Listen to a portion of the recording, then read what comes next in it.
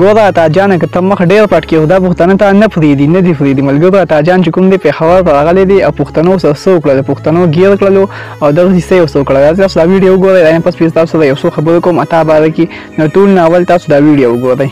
افغانستان یو سړی دی عطا په نوم باندې د هغې بعضې نیم کردار چې وګوري د هغې اخلاق چې وګوري د هغې د زړه تک چې وګوري. بله ورځ یې ویډیو مخې ته راغله یو پردۍ ښځه مړه ده بوډۍ هغې پسې دومره جاړي لکه خپله مور چې مړی د هغې پسې د سترګو نه اوښکې روانې دي. دا په زړه کې د انسانیت قدر دی دا په زړه کې د انسانیت وقار دی. هغه سړی کور په کور باندې ګرځي چېرته یتیمان دي نو دا پسې روان دی چېرته کونډې دي دا پسې. ښه ملګرو دا ویډیو تاسو وکتله چې عطا چې کوم دی نو باغ راوځي یعنې زه مخ نه اسکاپ تاو کړی دی چې ما څوک ونه ویني ځکه چې ډېر زیات خلکو سره مینه ده.